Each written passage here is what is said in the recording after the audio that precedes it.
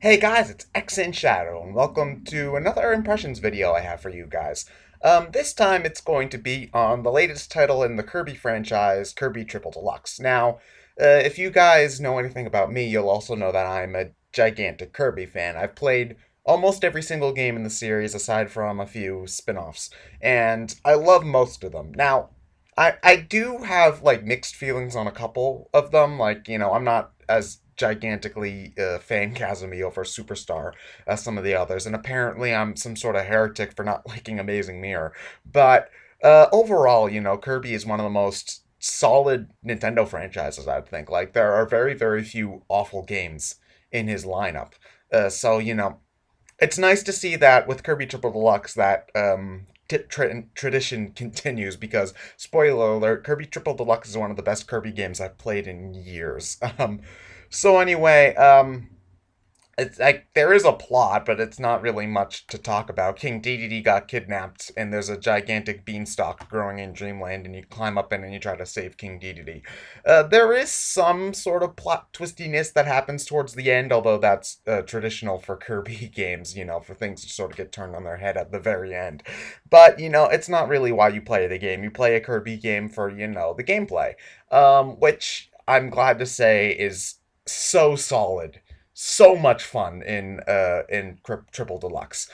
The game it probably is closest to Return to Dreamland in its gameplay, which is actually not that much of a surprise because the game actually rips a ton of just assets straight from Return to Dreamland. So it's not too surprising that the game plays similarly to that game, that Triple Deluxe plays similarly to Return to Dreamland in that sense. But it's just so much better. And it's not like Return to Dreamland was an awful game or anything. No, it was a very, very good game. The thing is that Triple Deluxe is just better. And it's kind of hard to quantify what makes it so much better, other than the level design is a lot more unique and tighter than Return to Dreamland. And what mostly has to do with that is the fact that they really play up the 3D aspect in Triple Deluxe. Now, you don't actually move around in a 3D plane like Super Mario 64 or anything, although Sakurai and Nintendo, it's about time you actually did that. But what really goes on is that there's, like, sometimes two or more different like planes that you can interact with in the game, similarly to Donkey Kong Country Returns. Although what makes this game way better than that one is that you actually do something with the two different planes in this game, as opposed to it being just a visual thing. You do actually have to interact with the front plane, the back plane. There are puzzles that revolve around getting from one to the other. It's a very, very it makes you think about the level design in a lot of ways that even a lot of other Kirby games don't make you. So, it's just, I love that aspect of the level design, and I think the only other game that really plays up the 3D nature in that way is Kirby 64. So, anything that reminds me of that game, my favorite Kirby game, is A-okay with me. Structurally, again, this game is very, very similar to Return to Dreamland in that you've got a bunch of different random collectibles. In this case, Sunstones are the replacement for that game's gears, and you got to solve different puzzles in the level itself in order to get all of them. Thankfully, however, this game does collectible crap like that right, because there's never a situation where you can't have the power you need to get it. So, like in a lot of Kirby games, there'll be a puzzle that requires, let's say, sword. But there's no sword in that level, so you gotta backtrack to a different level, get sword, and come back. Even Kirby 64 fell into that trap a couple of times. Kirby Triple Deluxe, you always have the power you need, so solving the puzzle is actually about solving the puzzle instead of backtracking for the power you need. So, A plus for that. There's also a lot of smaller environmental puzzles hidden throughout the game as well, and instead of getting rewarded with sunstones, you're rewarded with keychains, which, at the end of the level, you'll get, like, some nice 8-bit, 16-bit styled art from stuff from past Kirby games, which I think is a neat little bonus. I'm not, like, motivated to find all of them, because that would take forever, but, it was a nice bonus to run into as I played through the game, and I would go out of my way to get a keychain if I knew there was one there. So, that's a plus. It adds something to the game without taking away something, which is the most important thing. Um, Gameplay wise, there are a couple of new powers. Bella's pretty good. Archer is amazing. Um, Circus is pretty fun to use. I'm not too big on. What was the other one? Bell, Archer, Circus, Beetle. Oh yeah, Beetle was great. It wrecks shit up. I like all of the new powers. In fact, the power selection in Kirby Triple Deluxe is one of the best in the series. Period. It's got a lot of fan favorites. It brings back Leaf, which is my favorite from Return to Dreamland. So yeah, no issues with that. You also get the Hypernova ability in some levels of the game, which is basically this game's replacement for super abilities from Return to Dreamland.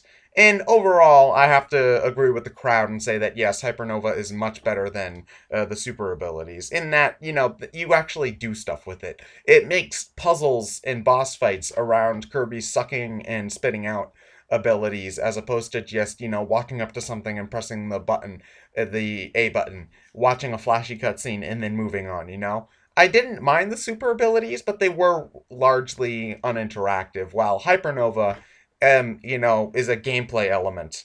It does kind of feel a little bit, I guess, canned in that, when there's a Hypernova section, all you're doing is Hypernova stuff. But, it's not really that big of a deal, It doesn't, like, detract anything from the main game or whatnot. Um, so yeah, this game is just so much fun to play. I plowed through the main story in a weekend. Not The game is relatively short in that sense, but Kirby game, so I can't really complain about that.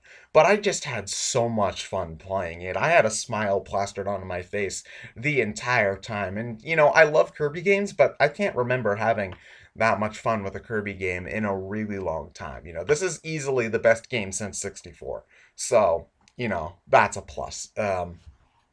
There's also a lot to do in the game too, despite the game being relatively short. First off, there's DDD mode, which you get after you beat the game, which is a ton of fun. I loved playing through DDD mode. It was a blast. And you've also got the DDD rhythm minigame, which is fun enough. I like the remixes of Green Green's Gourmet Race and DDD's theme that they had there, but that's just a little distraction more than anything else. And then you've also got the arena and True Arena, which will kick your ass as scary standard. Um, Other than that, again, this is a Kirby game, so they always go all out with the presentation. The 3D effect, like on the 3DS, actually looks really good. I recommend playing with the 3D turned on because, some of this game can just be stunning. Mostly just because it actually manages to look better than Return to Dreamland. I'm not kidding. I will say wholeheartedly that this game is a better looking game than Return to Dreamland on the Wii. It's just the graphics are crisp, they're clear, there's generally more pizzazz.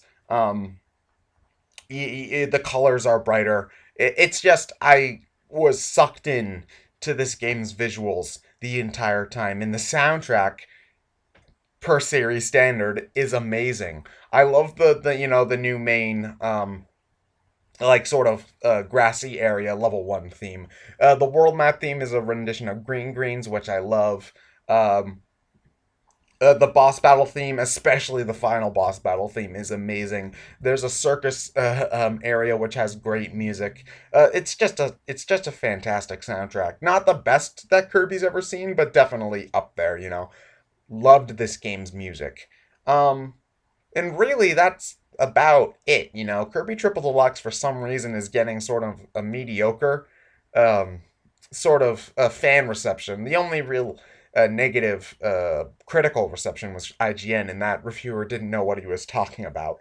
But most fans seem to be kind of towards it. But I just need to say right now, this game it's worth your time, and it's an amazing experience. It's definitely one of the 3DS's best platformers out there. I'd recommend this over any of the Mario stuff out there right now.